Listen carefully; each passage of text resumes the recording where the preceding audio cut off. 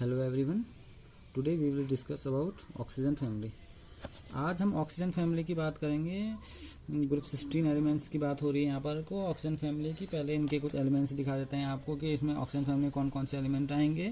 Simple trick है, old style से टीपो, old style से टीपो। तो इस फैमिली के जो मेंबर हैं वो आप देख रहे होंगे, ऑक्सीजन है, आपका सल्फर है, सेलेनियम है, ट्रिलियम है और पोलोनियम है। जो लास्ट वाला इसका होता है ये एक रेडियो एक्टिव एलिमेंट है, ठीक है ना। ये रेडियो एक्टिव होता है, थोरियम या यूरेनियम के रेडियो एक्टिव डीके से हमें मिलता है ये लास्ट वाला एलिमेंट। और जो ऊपर के हैं ये कोई रेडियो एक्टिव एलिमेंट्स नहीं है, ठीक है। तो ये जो फैमिली है इसके अगर हम एटॉमिक नंबर की बात करें तो ऑक्सीजन का 8 होता है। फिर आपने वही मैजिक नंबर्स में ऐड करते जाने हैं, 8, 18, 18, 32। तो जो आपको मिलेगा वो आपको नेक्स्ट एलिमेंट मिलेगा। देखिए 8 ऐड करने के बाद आपको सल्फर का मिल जाएगा 16, फिर आपने 18 ऐड किया 34, फिर 18 ऐड किया तो आपका मिलेगा 52, फिर 32 ऐड कर दिया तो आपका मिलेगा 84। तो इनके एटॉमिक नंबर है और इसी के बिहार पर इनका इलेक्ट्रॉनिक कन्फिगरेशन भी होता है, ठीक है। तो इन्हें कार्गोजेंस भी बोला जाता है, ठीक है ना। तो ये इसलिए बोला जाता है क्योंकि ओवर फॉर्मिंग एलिमेंट्स होते हैं। अभी आपको समझ में आएगा आगे जाके कि ओवर फॉर्मिंग क्यों, क्योंकि सल्फर के इसमें बहुत अच्छे और आपको मिलेंगे यहाँ पर को, तो ये ओवर फॉर्मिंग बोला जाता है, ठीक है ना। और इसके जो मेटल ऑक्साइड्स होते हैं वो ऑक्साइड और सल्फाइड दोनों के रूप में आपको मिलेंगे, ठीक। तो इसलिए इनको कार्गोजेंस से बोला जाता है। और अब हम इनका कंपेरिजन हम कर सकते हैं ग्रुप 14 और 15 से, क्योंकि हम पी ब्लॉक के अंदर हम जानते हैं हमने 13, 14 और 15 लास्ट सेक्शन में हमने ग्रुप 15 के बारे में पढ़ा था। हम इसका कंपैरिजन उससे भी करेंगे, ग्रुप 16 से भी करेंगे। तो यहाँ आपको वही बात निकल के आएगी जो इनका मेटेलिक कैरेक्टर है। जैसे मैं आपसे कहूँ डाउन द ग्रुप इनका मेटेलिक कैरेक्टर क्या होता है, बढ़ता है, लेकिन अक्रॉस द पीरियड इनका मेटेलिक कैरेक्टर क्या होगा, घटेगा। यानी कि नॉन मेटेलिक कैरेक्टर क्या होता है, इनका बढ़ता है। तो वही चीज़ यहाँ पर को निकल के आती है। अगर नीचे की ओर आएंगे, टॉप से बॉटम के आ रहे हैं, तो मेटेलिक कैरेक्टर बढ़ता है इनका, ठीक है। शुरुआत के जो है सब नॉन मेटल है, फिर धीरे धीरे करके क्या होता है मेटल, तो लास्ट में क्या निकल के आ जाते हैं मेटल।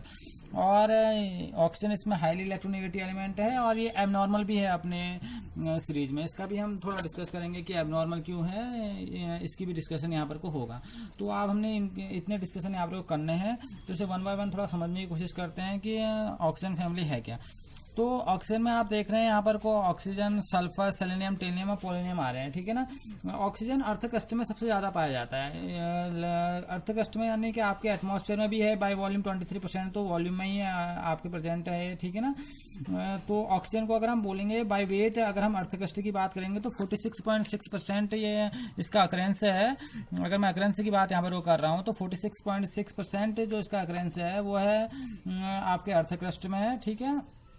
और बाय वेट आप जानते हैं ओशंस में वाटर के फॉर्म में 89% ये प्रेजेंट रहता है। और एटमॉस्फेयर में बाय वॉल्यूम ये 23% आपका रहता है, 23% वॉल्यूम में रहता है एटमॉस्फेयर पर, ठीक है ना, जो आपका ऑक्सीजन है। तो ये सबसे ज्यादा अबेंडेंट एलिमेंट्स है। इन सब में सबसे ज्यादा अर्थ क्रस्ट में पाए जाने वाला ये 46.6% आपको मिलता है, ठीक है ना। और मेन चीज एक चीज और है कि ऑक्सीजन जो प्रेजेंट रहती है वो O2 के फॉर्म में प्रेजेंट रहती है, ठीक है ना। जो हम फोटोसिंथेसिस के प्रोसेस में देखते हैं, जब आप जानते हैं क्लोरोफिल की जो आपने देखा होगा पिगमेंट जो होते हैं ये कैटलिस्ट की तरह काम करता है। तो उसमें एनर्जी एब्जॉर्ब करने के लिए जो वो जिस एनर्जी को यानी कि जिस चीज को लेता है वो आपकी ऑक्सीजन है, उसको फिर कन्वर्ट करता है तो CO2 में। जो आप देखते हैं सिंपल में रिएक्शन आपको दिखा दूं तो अगर मैं आपसे कहूँ CO2 प्लस H2O, जो यहाँ पर कोई HV है, यानी कि आप इसी लाइट की बात आप कर रहे हैं। यहाँ पर जो क्लोरोफिल है आपका, जो आपका क्लोरोफिल है वो क्या देता है आपको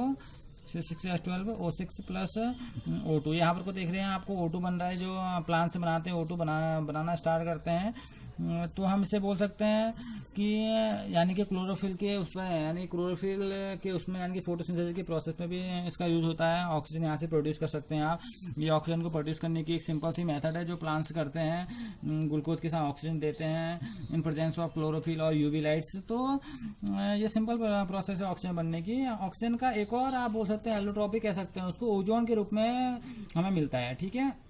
ये ऑक्सीजन का एलोट्रॉप है, ठीक है ना। ये अपर लेयर में, एटमॉस्फेयर की अपर लेयर में क्या होता है, बना हुआ रहता है, ठीक है। जो हार्मफुल रेडिएशन, जो सन से हार्मफुल रेडिएशन आती है, ओजोन लेयर उसको क्या करता है, रोकता है। तो ये तो हमारा ऑक्सीजन था, ठीक है ना। ऐसे ही सल्फर है, सल्फर इतने ज़्यादा अमाउंट में नहीं मिलता, इतना ऑक्सीजन मिलता है। इस बात को समझना, क्योंकि जो सल्फर है वो बहुत कम मिलता है हमें। बोल सकते हैं हम इसे कि 16th मोस्ट एबेंडेंट एलिमेंट। ये लगभग हमें बाई मास या बाय अर्थ क्रस्ट में जो बाई मास रहता है ये, तो 0.03% से ये रहता है आपके 0.1% तक ये अर्थ क्रस्ट में प्रेजेंट रहता है, ठीक है। ये सल्फर की, ये मैं सल्फर की बात कर रहा हूँ। सल्फर भी एक इलेक्ट्रोनेगेटिव एलिमेंट है, इसका डिस्कस भी होता है, क्योंकि हाईली इलेक्ट्रोनेगेटिव एलिमेंट है ऑक्सीजन के बाद। तो हम कह सकते हैं कि अर्थ क्रस्ट में भले ही बहुत कम परसेंटेज में रहता है, लेकिन जो इसके सल्फेट्स होते हैं, इसके जिप्सम की अगर हम बात करें, CSO4 into 2H2O gypsum salt है इसका, या इसके सल्फाइड गलीना है, जिंक ब्लेड या कॉपर पायराइड्स है, या पायराइड भी बोला जाता है। पायराइड्स जो होते हैं इसके, वो बहुत इंपॉर्टेंट हैं, बात समझ है ना। वो बहुत, उसका बहुत ज़्यादा यूज है, यानी कि कंबाइंड स्टेज में आपको बहुत ईजिली अवेलेबल हो जाएगा। आपको जिप्सम के रूप में, यानी कि आपको CSO4 इंटू 2H2O के रूप में, जिप्सम के रूप में, आपको जिंक ब्लेड PBS के रूप में, ठीक है ना, और कॉपर पायराइड्स जिसका बहुत ज़्यादा यूज है, FeS2, इस रूप में आपको यहाँ से कंबाइंड स्टेट में आपको सल्फर प्रेजेंट रहता है, और वहाँ से हम इसको निकाल सकते हैं। मैं तो फ्रीली स्टेज की बात कर रहा हूँ कि अगर उसमें आप देखेंगे तो ये 16th पोजीशन में बना हुआ रहता है, ठीक है ना।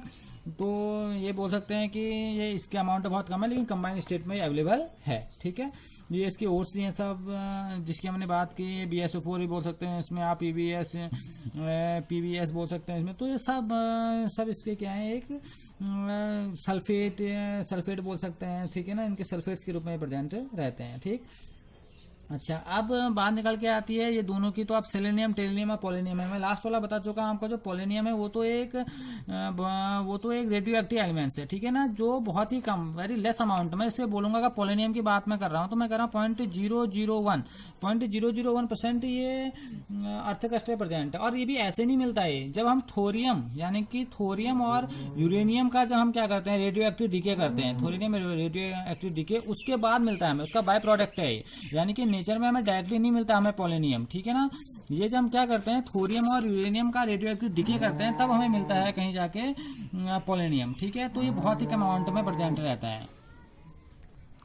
अब बीच के बचे जो हमारे पास सेलेनियम और टेलिनियम, जो Sc और आपका T है, जो सेलेनियम और टेलिनियम है, वो सल्फर से बहुत कम अमाउंट में प्रेजेंट रहते हैं, ठीक है ना। ये अगर हम देखेंगे तो 0.05% ये प्रेजेंट रहते हैं, 0.5 से। ये मैं ये बोल सकता हूँ कि आपका जो सेलेनियम है और जो टेलिनियम है वो ज़्यादा अमाउंट में प्रेजेंट है नहीं, ठीक है ना। सेलेनियम को अगर हम बोलें कि 0.05 बोलें, तो ये 0.5 से कम से 0.002 तक प्रेजेंट रहते हैं, दोनों ही बहुत ही कम अमाउंट में ये अर्थ क्रस्ट में प्रेजेंट रहते हैं, ठीक है। लेकिन ये ओर्स के रूप में आपको जरूर मिलेंगे, ठीक है। और ये भी फ्री स्टेट में नहीं मिलते आपको, ओर्स के रूप में कंबाइंड फॉर्म में यहाँ पर को मिलेंगे आपको, ठीक है।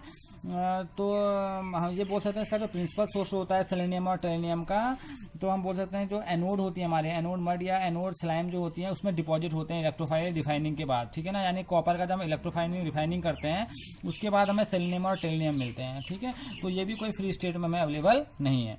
तो आज हमने ये जाना कि जो ऑक्सीजन फैमिली की जो एलिमेंट्स हैं हमारे पास, ऑक्सीजन है, सल्फर है, सेलेनियम है, टेलिनियम है, पोलेनियम है, इनका अकरेंस कैसा है, ठीक है ना। ये हमारे अर्थ क्रस्ट में किस रूप में प्रेजेंट है, ठीक है, और इनके एलोट्रॉप से क्या है। अब हम जो डिस्कस करेंगे, हम आगे जो इनका डिस्कस करेंगे, इनकी फिजिकल और केमिकल प्रॉपर्टीज के बारे में डिस्कस करेंगे ग्रुप 16 की। Okay, thank you.